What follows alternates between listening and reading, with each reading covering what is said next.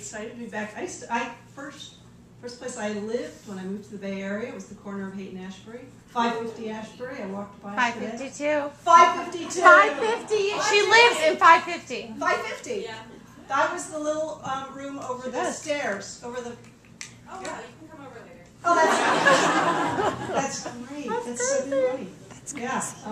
So now I'm back. I feel like the oldest living human being in the Haight. Oh, please. Oh yeah, there's you. Anyway, so it's really fun to be here. And yeah, I'm going to be talking about packing for Mars. And this is not, excuse me, I'm so excited I swallowed the wrong way. It's not a kind of a typical space book. I'm going to do this there. It isn't really a typical space book. I don't know if you could really say there's a typical space book, but I think of them as very much kind of in the model of Apollo 13, you know, bravely fighting for your life on the way to the moon. There's an explosion. Will they make it? Very high dramatics and all that stuff. And I did actually talk to James Lovell of Apollo 13, but I didn't ask him about Apollo 13. I wanted to hear about Gemini 7, because Gemini 7 was, to me, much more interesting. This is sort of a dress, this was a 2-week kind of dress rehearsal for the moon. So this is NASA saying, you know, we've never really sent anyone up there for 2 weeks, and it's a really small, cramped space, and what happens if you wear a spacesuit 24 hours a day without showering and without being able to take it off? I mean, will your skin fall off? What happens? It was literally a test of limited hygiene, among other things. But they were testing all of these systems to make sure that it wasn't just beyond the tolerance of a human being to spend 2 weeks in this tiny, cramped space without a bathroom, just a bag, and no way to shower, no way to clean yourself. So, so I did actually, I called him up and interviewed him. I called this chapter, Houston, We Have a Fungus. You can read, NASA has all of the mission transcripts online. So Gemini 7, everything that was said between ground control and the astronauts, it's all there in this long transcript. Somebody transcribed everything that they said. And you come across these moments like Frank Borman was the other guy. It was Lovell and Borman. And there's this point in the mission transcript where you hear the flight surgeon come on. Frank, have you had any dandruff problem up there, Frank? I mean, to me, just coming on to the word dandruff in a NASA mission transcript was this wonderful moment. You just don't expect to find that word in a mission transcript. Also, lotion. They're like 2 grown men, you know, orbiting Earth discussing skincare. After at a certain point, Commander Borman just stopped answering the questions of the flight surgeon that had to do with his skin. It was like it was compromising the overall manliness of the mission. And you had to feel bad for these guys. For one thing, this is, remember, 0 gravity. So if he is having any dandruff problem, that's not falling to his shoulder, that's not falling to the floor. It's just kind of hovering. It's all hovering. Everything, all the grime and gross stuff is hovering. I asked Lovell about this in the phone interview. I believe my exact words were, "Was it just like a snow globe in there?" He said, "Mary, you're investigating a rather unusual aspect of spaceflight." Anyway, so the book it's about the astronaut life. It's about life in space, but it's also about space on Earth. It's about preparing for space, because everything that happens up there, it's such a foreign, hostile, weird, expensive place that everything gets simulated and tested, and they go through it. Everything that they're going to do up there, they do it down here 24 times or more. So you can kind of go to space without ever leaving Earth, just like going to all these very strange simulations and things. So that's kind of what I did with this book. The example that, I mean, people take gravity for granted. I'm relatively sure that you all take gravity for granted. I did before I started this book. everything that you do depends on gravity. I mean, everything. I'm going to give you a very obvious example, which is the toilet. This is a system, you think, oh, it's a water-based system. You know, you flush water, everything goes down. Well, okay, in zero gravity, the water's not going to go down. You can't use a water gravity feed flush toilet. This isn't going to work. Because you have, I mean, think about it. You've got, the situation is you have this growing mass, okay? They like to call it contributions, the waste management people. The contribution, it's coming out. Bigger mass means more gravitational pull. At a certain point, it breaks away from the body and drops into the toilet on Earth. That is. Well, in space, that doesn't happen. It's zero gravity, so it just kind of hovers. So now you have to think of some new, completely different system to kind of pull it away. You don't have gravity, so what they use is airflow. They call it entraining the bolus. It's just this airflow. You're basically sitting on a shop vac. That's how the space toilet works.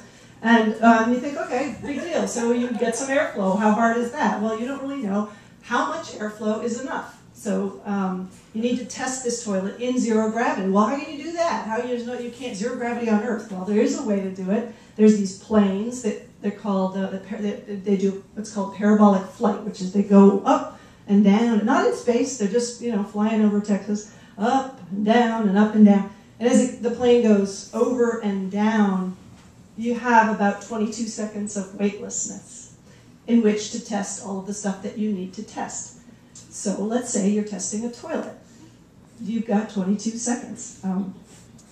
And that means you need to find the poor volunteer from the Waste Management Systems Department has to perform in 22 seconds.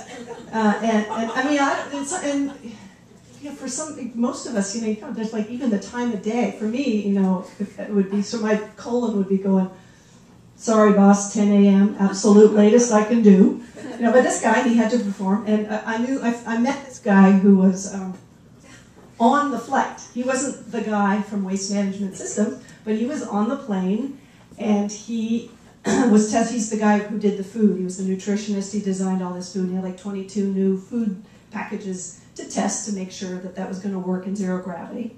So he's on the plane. He says, I knew that they were back there with the toilet. They had a curtain that they pulled, but you could still see, and we'd go up, and when we were going over and down, I kind of see the toilet kind of come off the floor, and you kind of hear them back there going, go, go, go, go, go.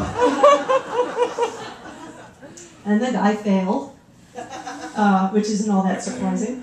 And that's why NASA employs, there's somebody at NASA Ames, an engineer, and one of his jobs was to design a very high fidelity fecal simulant so that nobody from the waste management systems would ever have to volunteer to test the toilet. They would just use this. This is NASA. They're not just going to go to the diaper company and say, hey, what do you guys use?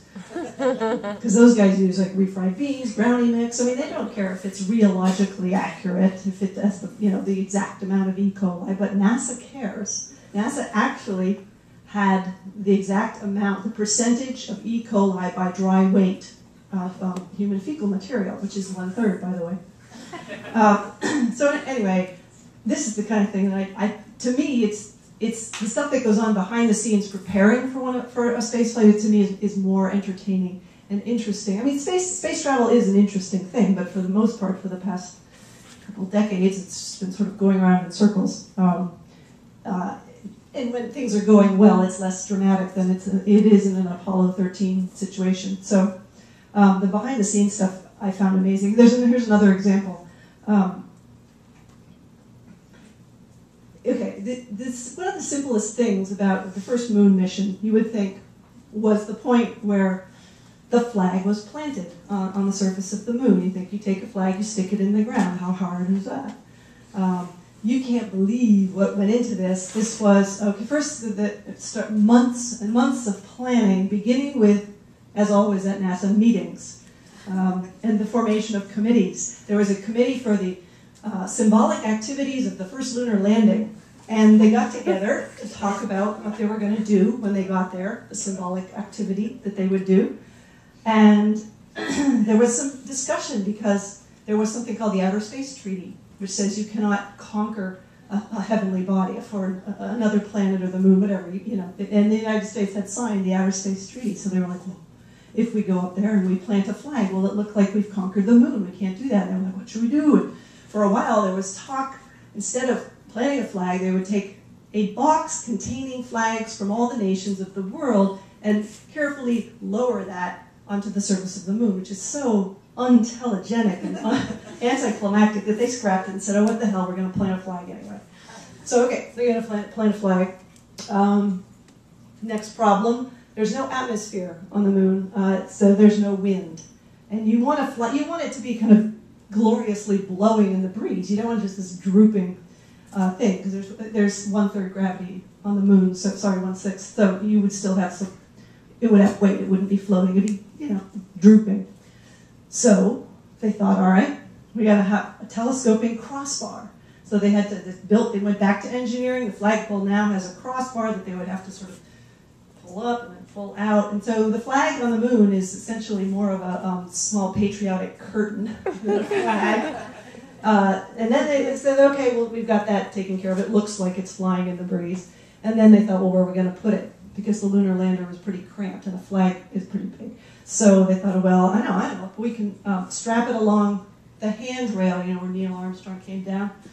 Okay, we'll put it along there. And they were all set to go. And then someone said, oh, during the descent, they fire the engines to slow down the craft so it doesn't crash into the surface. And someone realized, oh, that blast is going to melt the flag. So then they went and they did tests, and they found that, in fact, yes, it would melt the flag. So they had to build an insulated sheath, and it had 6 layers and 5 different materials, and they figured out how to do it in a way that it would withstand that heat. And then someone said, well, the astronauts are going to be wearing pressurized gloves, and it's kind of hard to, it's like picking up a quarter with an oven mitt on, and how are you going to do that? And what if they just stand up there kind of futilely grasping at the flag and trying to pull it from the sheath? That's not going to look good. It's going to be embarrassing.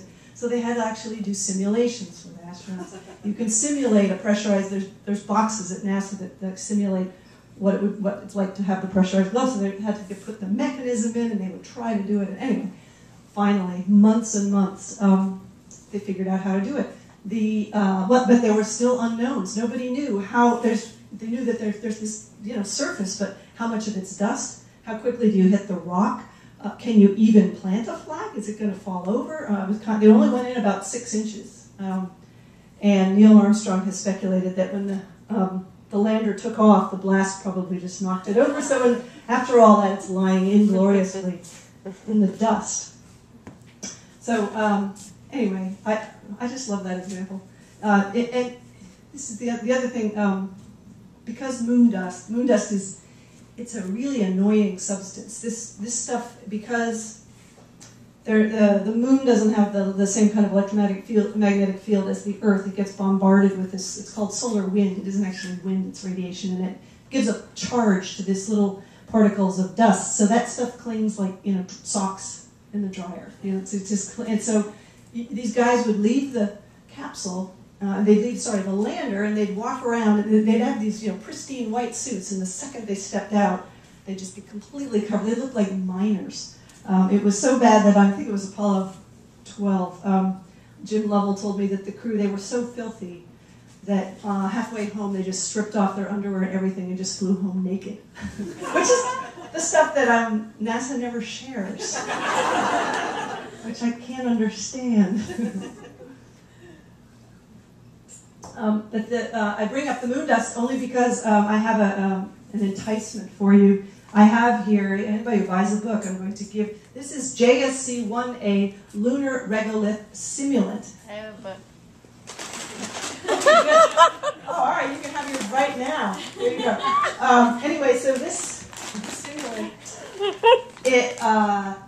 there's a whole industry of people making it. It's exactly the same kind of weight, and it's very sharp and pointy, like the stuff that was on the moon, which was a real pain. It would scratch the gold on the face plates, the Hasselblad lenses got all scratched, everything got clogged with this stuff. So when we thought we were going back to the moon during the Constellation program, there's this whole industry of people making lunar regolith. This isn't real moon dust, but it's very, very, very, very similar. And it's kind of cool. Don't snort it or anything. because the particles are very sharp, and it's probably not good for you. But anyway, it's just kind of cool that you can, this is what it's like, moon dust. So anyway, buy a book, get some free moon dust. Very exciting.